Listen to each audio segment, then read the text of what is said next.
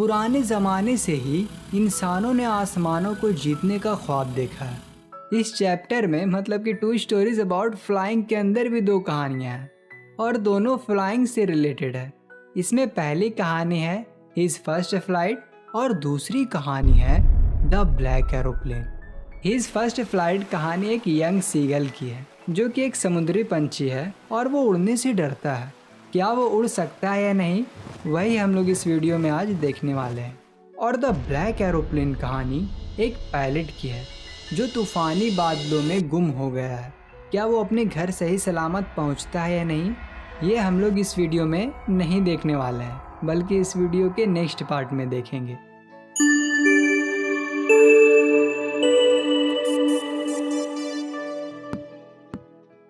Young seagull अपने लेज पर अकेला था। उसके 2 भाई और उसकी बहन एक दिन पहले ही उड़ गए थे। वो उनके साथ उड़ने से डरता था। किसी तरह जब वो थोड़ा दौड़कर लेज के किनारे पर पहुंचा और अपने पंख को फड़फड़ाने की कोशिश की तो वो डर गया, क्योंकि समुद्र लेज से बहुत ही ज़्यादा नीचे और दूर तक फैला हुआ था। उसे लगा कि उसके पंख कभी साथ नहीं देंगे, इसलिए इसने अपना सर झुका लिया और वापस भागकर उस गड्ढे के नीचे के उस छोटे से होल में गया जहां वो रात को सोया था। हालांकि इसके भाई और उसकी छोटी बहन के पंख सीगल के पंख से बहुत ही छोटे थे।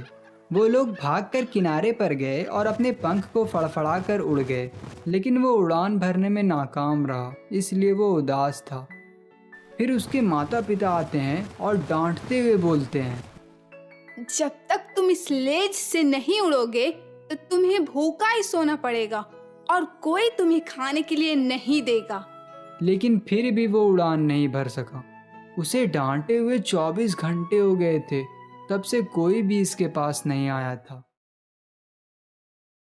एक दिन पहले पूरा दिन इसने अपने माता पिता को अपने भाइयों और बहन के साथ उड़ते हुए देखा। उन्हें सही से उड़ने का तरीका सिखा रहे थे। उन्हें सिखाया कि कैसे लहरों को पार करना है और मछली को पकड़ने के लिए गोता कैसे लगाना है। वास्तव में उसने देखा कि कैसे उसके बड़े भाई ने जीवन में पहली बार हेरिंग फिश को पकड़ा और चट्टान पर बैठकर उसे खाने लगा। जब वो हेरिंग फिश को खा रहा था तो उसके माता पिता बहुत ही खुश थे और खुशी से हंसते हुए उसके चारों ओर चक्कर लगा रहे थे। और सारा परिवार दिन भर इधर से उधर उड़ता रहा और सीगल को ताना मारता रहा, उसे चिढ़ाता रहा कि वो कायर है, वो डरपोक है, वो उड़ नहीं सकता है। सूरज अब आसमान पर चढ़ रहा था और लेज पर चमक रहा था जिसका फेस साउथ की तरफ था। उसे और ज्यादा गर्मी लगने लगी क्योंकि उसने पिछले रात से ही कुछ नहीं खाया था। वो चलता हुआ धीरे धीरे लेज के किनारे पर पहुंच गया और एक पैर पर खड़ा होकर दूसरे पैर को अपने पंख के नीचे छिपाकर उसने एक आंख बंद कर ली, फिर दूसरी भी, और सो जाने का नाटक किया। फिर भी इसके फैमिली ने इस पे बिल्कुल भी ध्यान नहीं दिया। उसने देखा कि उसके 2 भाई और उसकी बहन प्लेटू पर सर झुकाकर सो रहे थे।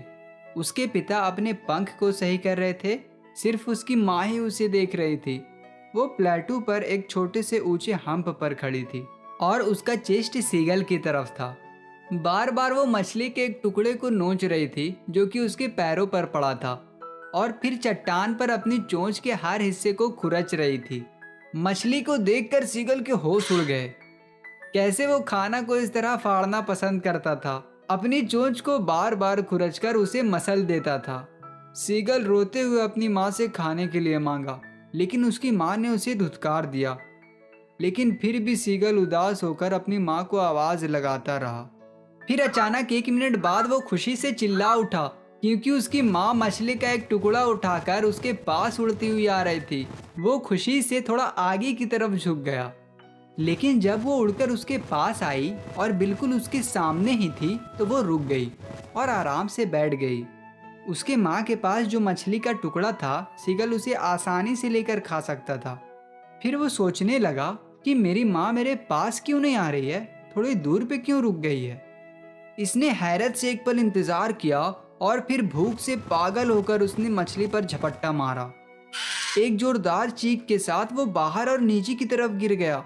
वो बहुत ही ज्यादा डर गया था, मानो एक पल के लिए उसका दिल रुक सा गया था। वो कुछ नहीं सुन सकता था। लेकिन ये सिर्फ 1 मिनट तक ही जारी रहा। अगले ही पल उसने महसूस किया कि उसके पंख बाहर की तरफ फैले हुए हैं। हवा उससे टकराने लगी। वो अपने पंख से हवा को काटता हुआ महसूस कर सकता था। वो अब सर के बल नहीं गिर रहा था, वो धीरे धीरे नीचे और बाहर की तरफ बढ़ रहा था। उसे अब बिल्कुल भी डर नहीं लग रहा था। उसे बस थोड़ा चक्कर आया। फिर उसने एक बार अपना पंख फड़फड़ाया और वो ऊपर की तरफ उड़ गया। उसकी माँ उड़ती हुई उसे पीछे छोड़ दी। इसके पंख ने जोरदार शोर मचाया।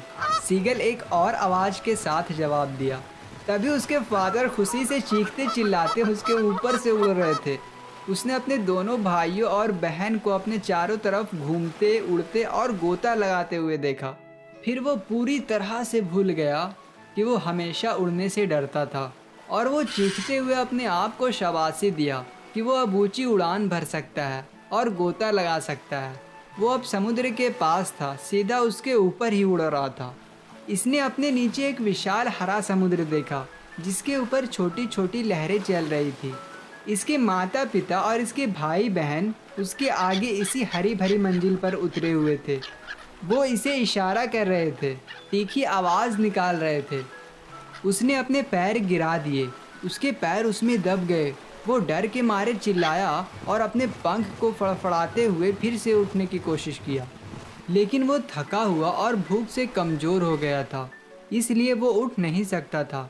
इसके पैर समुद्र में डूब गए और फिर उसका पेट उसे छू गया, लेकिन वो पूरा नहीं डूबा बल्कि वो तैर रहा था। और उसके चारों तरफ उसका परिवार खुशी से चिल्ला रहे थे, इसकी तारीफ कर रहे थे और उसे खाने के लिए डॉग फिश के कुछ टुकड़े ला कर दे रहे थे। आखिरकार सीगल ने अपनी फर्स्ट फ्लाइट कंप्लीट कर लिया।